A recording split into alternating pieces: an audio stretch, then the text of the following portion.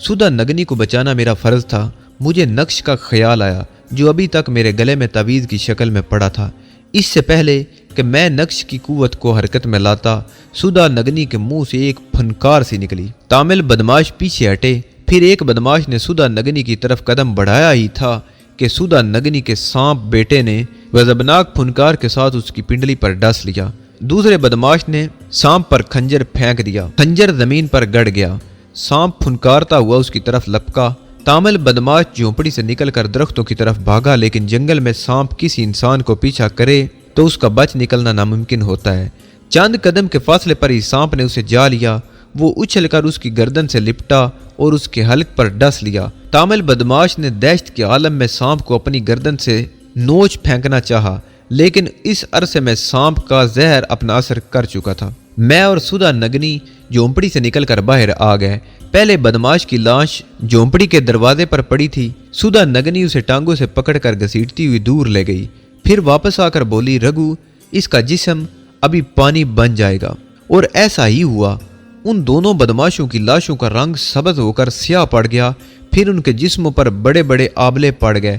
آبلے پھٹے تو ان کے مردہ جسم پگھل پگھل کر پانی کی طرح گھاس میں جذب ہونے لگے۔ یہ عبرت ناک اور ڈراؤنا منظر تھا۔ سانپ سدھا رگنی کی گردن سے لپٹا ہوا تھا اور سدھا رگنی پیار سے اس کے سر پر ہاتھ پھیر رہی تھی۔ اس کی سرخی مائل زرد نشیلی آنکھوں میں عجیب قسم کی بے ایمانہ چمک تھی۔ وہ مجھے اس وقت ایک عجیب ایسی ناگن دکھائی دے رہی تھی جس نے عورت کا روپ دھار لیا تھا۔ میں جھونپڑی کے سامنے ایک طرف ہو کر بیٹھ گیا، لیکن سدھا اس وقت تک لاشوں کے پاس کھڑی رہی جب تک کہ دونوں لاشیں پانی بن کر بہہ نہیں گئی۔ سانپ کا زہر اس قدر مہلک اور تباہ کن تھا کہ لاشوں کی ہڈیاں تک گل کر پانی بن گئی تھی۔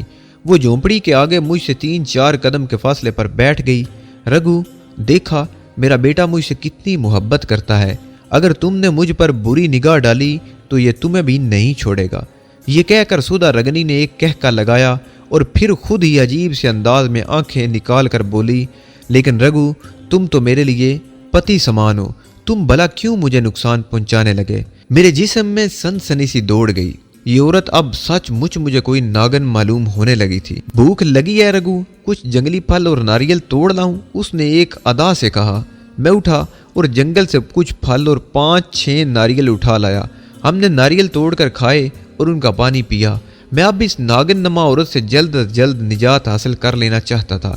میں نے کہا، اب ہمیں اس جنگل سے چل دینا چاہیے، ہمارا سفر بڑا طویل ہے۔ سدھا نگنی نے میری طرف مسکرا کر دیکھا۔ رگو، میں تمہاری داسی ہوں، تم جب کہو میں چل پڑوں گی۔ وہ اپنی سرخی مائل شربتی بلکہ کیسری رنگ کی آنکھوں سے مجھے دیکھ کر مسکرا رہی تھی۔ اس کے سفید دانت جامنی رنگ کے ہونٹوں سے تڑکے ہوئے ناریل کی طرح نظر آ رہے تھے۔ مجھے اپنے ذہن پر اس کی طلسمی آنکھوں کا اثر محسوس ہونے لگا۔ میں نے اپنا چہرہ دوسری طرف کر لیا۔ کیا یہ سانپ بھی ہمارے ساتھ جائے گا؟ چند لمحوں بعد میں نے پوچھا۔ کیوں نہیں؟ وہ جلدی سے بولی۔ اب یہ مجھ سے الگ نہیں رہ سکتا، یہ ہمارے ساتھ جائے گا۔ ٹھیک ہے، اب ہمیں روانہ ہو جانا چاہیے، لیکن تم اس سانپ کو اپنی ساڑی کے پلو میں چھپا لو تو زیادہ بہتر ہوگا۔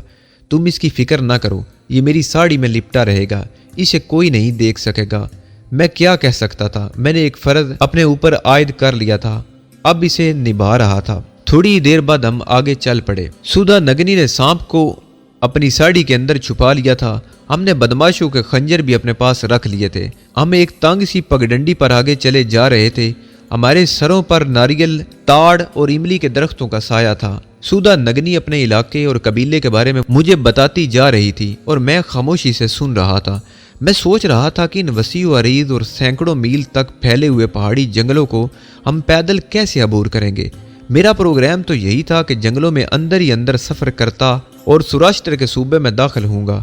اگرچہ میں نے اپنا حلیہ کافی بدل رکھا تھا، سار اور داڑھی منڈوا لی تھی، صرف مونچھیں رہنے دی تھی جو جنگل میں سفر کرتے کرتے اب کافی بڑی ہو گئی تھی۔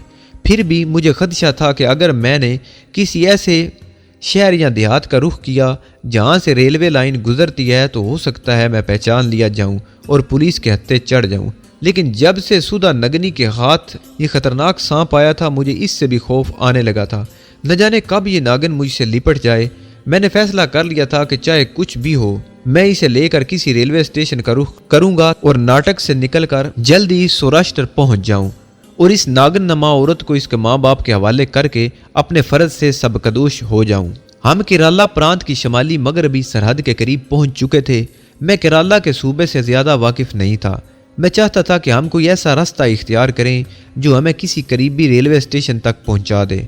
मैंने सुधा नगनी से उसका जिक्र किया तो वो बोली, तुम तो कहते थे कि रेलगाड़ी का सफर में तुम्हें अपने पकड़े जाने का खौफ है। मैंने अपने खशी बालों पर हाथ फेरते हुए कहा, अब खौफ नहीं है, और फिर हम कहाँ तक इन पहाड़ी जंगलों में पैदल चलेंगे। सुधा नगनी ने एक ऊंचे टीले की तरफ देखा और हाथ से इशारा करके बोली, इस टीले के पीछे जरूर कोई गांव होगा। ये पगडंडी इस टीले के पीछे जा रही है। वहां जाकर पता चल सकेगा कि रेलवे स्टेशन कितनी दूर है। हम टीले पर पहुंच गए। वहां ताड़ के छिदरे झुंड थे। सुधा का अंदाजा गलत नहीं था। टीले के दूसरी जानिब एक छोटा सा गांव था। गांव के करीब से एक पहाड़ी नदी गुजर रही थी। हम टीले से उतरने लगे। एक जगह सुधा रगनी अचानक रुक गई। उसने झाड़ियों के पास एक तरफ इशारा किया, रघु देखो, इधर देखो। झाड़ियों के करीब ही सांपों की 2 पत्थर की मूर्तियां नजर आईं। ये सांप पत्थर को तराश करके बनाए गए थे, जो फन फैलाए छोटे छोटे चबूतरों पर बैठे थे। रघु, इस गांव के लोग नाग देवी की पूजा करते हैं। हमें यहाँ से बहुत रक्षा मिलेगी। सौराष्ट्र तक का हमारा रेल का बाड़ा निकल आएगा। गांव के बाहर नदी पर कुछ औरतें पानी भर रही थी। सुधा रगनी ने इस दौरान में अपने जिस्म के गिर्द लिपटा हुआ सांप निकालकर हाथ में ले लिया था। इसका बेटा काला सांप भी फन उठाए हुए था। पानी भरती औरतों ने सुधा के हाथ में सांप देखा तो उन्होंने वहीं हाथ जोड़कर उसे प्रणाम किया और पलटकर गांव की तरफ भाग गई। गांव सिर्फ चंद झोंपड़ियों पर मुश्तमिल था। वहां सबको मालूम हो गया कि सांप माता आई है। गांव की औरतें, मर्द और बच्चे सांप माता की जय हो, सांप माता की जय हो के नारे लगाते बाहर आ गए। सुधा नगरी ने सांप वाला बाजू ऊपर उठाया और तमिल जबान में बोली, मैं सांप माता हूँ, ये सांप के पिता हैं, मेरे सांप बेटे के दर्शन करो। सुधा नगनी ने सांप को हाथ से छोड़ दिया और मुझे बैठने का इशारा करके खुद भी वहीं नदी के किनारे घास पर बैठ गई। सांप बेटा कुंडली मारे बैठा, फन उठाए झूम रहा था। उसका दिमाग अपनी माता की जानिब था। गांव के लोग ऊंची आवाज में सांप बेटे की मदाह में अश्लोक गाने लगे। औरतें घरों से नारियल और चावल थालियों में रख कर ले आईं और ये थालियां हमारे आगे रख दी गईं। सुधा नगरी ने गांव के लोगों को मुखातब करते हुए कहा, सांप माता सौराष्ट्र महानाग मंदिर के दर्शनों को जा रही है। हमारे लिए चांदी और तांबे के सिक्के लाओ, हमें रेलगाड़ी के लिए भाड़ा चाहिए। एक बूढ़ा देहाती हाथ बांध कर आगे बढ़ा और बोला, सांप माता, हमारे पास सिर्फ नारियल और चावल ही हैं। हम गरीब लोग हैं, हमारे पास चांदी और तांबे के सिक्के कहाँ? हमें माफ कर देना सांप माता, हम गरीब लोग हैं। सुधा नगरी ने मेरी तरफ देखा। मैंने उसे आंख से इशारा किया कि जाने दो, हम कोई दूसरा बंदोबस्त कर लेंगे। अब हमारा वहां रुकना फजूल था। मेरे कहने पर सुधा नगनी ने इससे यह मालूम कर लिया कि रेलवे लाइन कहाँ है। ये रेलवे लाइन दरिया पार का एक जंगल अबूर करने के बाद आती थी। इस रेलवे लाइन पर आगे जाकर एक छोटा सा स्टेशन था। हम इस गांव से निकलकर दरिया की तरफ रवाना हो गए। वहां सुधा नगनी ने अपना लिबास तब्दील कर लिया था। एक औरत ने उसे गिरवे रंग की काली पट्टी वाली धोती नमा साड़ी पेश की थी। दरिया किनारे पहुंचते पहुंचते दिन की रोशनी कम हो गई। सूरज दरिया पार के ऊंचे घने देवदार के दरख्तों के पीछे उतर गया था। दरिया का पाट ज्यादा चौड़ा नहीं था, लेकिन फिर भी सुधा उसे तैर कर पार नहीं कर सकती थी। हम दरिया के साथ साथ मगरब की सिमत चलने लगे। काफी आगे जाकर एक छोटा सा घाट आ गया। वहां एक कश्ती बंधी हुई थी जिसमें एक बूढ़ा मलाह बैठा नारियल पी रहा था। मेरे पास कुछ रकम मौजूद थी। मैंने किराया अदा किया और मलाह ने हमें दरिया पार उतार दिया। इस मलाह की ज़बानी मालूम हुआ कि इस जंगल में रात को सफ़र करना बेहद ख़तरनाक होता है।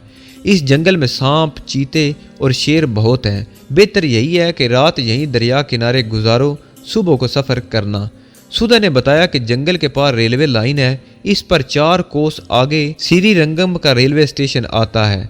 मैंने सुधा रगनी को मशवरा दिया कि हमें बूढ़े मलाह की हदायत पर अमल करते हुए रात को जंगल में सफ़र नहीं करना चाहिए, लेकिन उसे अपने सांप बेटे पर बहुत भरोसा था। उसने कहा कि इसके सांप बेटे की मौजूदगी में कोई दरिंदा या सांप इनके करीब नहीं फटक सकता था। लेकिन इसके बावजूद मैं कोई खतरा मोल लेना नहीं चाहता था। किनारे से चंद कदम के फासले पर एक अमूदी चट्टान के नीचे एक छोटा सा कुदरती चबूतरा बना हुआ था। हमने वहीं रात गुजारने का फैसला किया। हम गांव से एक थैले में चावल की 4 रोटियां, मछली का अचार और 4 नारियल लेकर आए थे। मैं थैला चबूतरे पर रख कर नीम दराज हो गया। सुधा नगनी मेरे करीब बैठ गई। थोड़ी देर बाद उसने साड़ी से अपने सांप बेटे को बाहर निकाल लिया। मैं परे हट गया। वो मुस्कुराई, अरे तुम इससे डरते हो, ये तुम्हारा भी तो बेटा है। मैंने दिल ही दिल में उसके सांप बेटे को कोसा और बज़ाहिर मुस्कुराते हुए कहा, नहीं, मैं इससे कहाँ डर रहा हूँ। सुधा नगनी ने एक कहका लगाया और अपने सांप बेटे को लेकर दरिया की तरफ चली गई। मैंने इत्मीनान की सांस ली। मुझे इसकी सांप जैसी चमकदार आंखों से बहुत खौफ आता था और अब तो उसके पास एक जहरीला सांप भी था। खुदा जाने कब गुस्से में आकर डस ले। सांप का क्या एतबार। मैं अपने आइंदा के प्रोग्राम के बारे में गौर करने लगा। हम कर्नाटक में दाखिल होने वाले थे या पता नहीं दाखिल हो गए थे। इसके आगे मेरी मंजिल सूबा सौराष्ट्र था, जहां मुझे सुधा नगनी के मछेरे माँ बाप के हवाले करके राजस्थान की तरफ निकल जाना था, जहां से मुझे पाकिस्तान का बॉर्डर अबूर करना था। वो रेगिस्तानी और गैर आबाद इलाका था। वहां से पाकिस्तान की सरहद में दाखिल होना मेरे लिए आसान था और आबादी ना होने की वजह से पहचान लिए जाने का खतरा भी नहीं था। मैंने जेब से पैसे निकाल कर गिने, कुल 60 रुपए रह गए थे और ये पैसे सौराष्ट्र के किसी शहर तक पहुंचने के लिए काफी नहीं थे। बगैर टिकट सफर करने में इस बात का डर भी था कि कहीं पकड़ा ना जाऊं। मैं सोचने लगा कि रेल के किराए और दूसरे खाने पीने के इखराजात कहां से आएंगे, क्योंकि सौराष्ट्र के शहर बड़ौदा तक रेल का कम अज कम 4 रोज का सफर था और खुदा जाने हमें कहां कहां से रेल बदलनी थी। सुधा नगनी के माँ बाप का गांव दरियाए चंबल के किनारे कहीं वाक़ था। इसने बताया था कि कभी कभी वो अपने पिता के साथ बैलगाड़ी में बैठकर खरपा नाम के एक छोटे से देहाती स्टेशन पर जाती थी, जहां से वो रेलगाड़ी में एक रात और एक दिन के बाद बड़ौदा पहुंचते थे। ये सब बातें मेरे जहन में थीं और इस वक्त मुझे सबसे ज़्यादा ये बात परेशान कर रही थी कि इतने लंबे सफ़र के लिए किराए की रकम कहाँ से आएगी। आखिर मैंने सोचा कि सुधा से कहूँ कि वो श्री रंगम रेलवे स्टेशन के आसपास गांव में अगर कोई नाग की पूजा करने वाला कबीला आबाद हो तो वहाँ से कुछ रकम नजराने के तौर पर हासिल करने की कोशिश करे। उसी वक्त मुझे सुधा के हंसने की आवाज़ आई। मैंने पलट कर देखा, वो मेरे पीछे खड़ी अपने गीले बाल निचोड़ रही थी। गालबन वो नहा कर आई थी। रघु, वो हंसते हुए बोली, दरिया का पानी बहुत ठंडा है, जाओ तुम भी नहा आओ। मैं जल्दी से उठा और दरिया की तरफ बढ़ गया। अब शाम का अंधेरा फैल गया था। दरिया का पानी बहुत ठंडा था। मैंने खूब अच्छी तरह गुस्ल किया। नहाने से थकान काफ़ी हद तक दूर हो गई थी। वापस आकर देखा तो सुधा नगनी किसी दरख्त के चौड़े चौड़े पत्ते चट्टान पर बिछाए, उन पर 2 रोटियां और मछली का अचार रखे बैठी मेरा इंतजार कर रही थी। हमने चावल की रोटी अचार के साथ खाई और नारियल तोड़कर उनका पानी पिया। फिर सुधा नगनी चबूतरे को साफ करते हुए बोली, रघु तुम भी यहीं सोओगे? नहीं सुधा, मैंने जल्दी से कहा। सच्ची बात तो ये है कि मुझे तुम्हारे सांप बेटे से खौफ आता है। सुधा ने फौरन अपनी साड़ी से सांप निकालकर मेरी तरफ बढ़ाया। ये देखो, तुम्हें कुछ नहीं कहेगा। सांप ने हल्की सी फुंकार मारी और मैं जल्दी से चबूतरे के दूसरी तरफ कूद गया। सुधा नगनी हंसकर लोट पोट हो गई। मैंने एक दरख्त की तरफ बढ़ते हुए कहा, मैं इस दरख्त पर सो जाऊंगा। इस दरख्त की शाखें कम बुलंदी से शुरू हो गई थी। सुधा ने मुझे बहुत मजबूर किया कि मैं चबूतरे पर ही सोऊं, लेकिन मैंने जिल्लाहट के साथ कहा, नहीं, मैं दरख्त पर ही सोऊंगा। बस कह दिया सो कह दिया। सुधा नगनी खामोश हो गई। थोड़ी देर बाद वो चबूतरे पर लेटी हुई बोली, रघु तुम मुझे मार भी दोगे तो मैं कुछ नहीं बोलूंगी। तुम मेरे पति हो और पति देवता समान होता है। अच्छा, जहां तुम्हारी मर्जी है सो जाओ। मैं अपने सांप बेटे को अपने पास छोड़ दूंगी, ये मेरी हिफाजत करता रहेगा। मैंने दरख्त की तरफ जाते हुए कहा, भगवान के लिए इसे मेरे पास न भेज देना, मैं अपनी रक्षा खुद कर सकता हूँ। सुधा नगनी ने कोई जवाब नहीं दिया। मैं दरख्त पर चढ़ गया। एक जगह काफी मोटा 2 शाखा तना था। मैं उस पर टांगे फंसा कर बैठ गया और एक मोटी सी शाख से टेक लगा ही रहा था।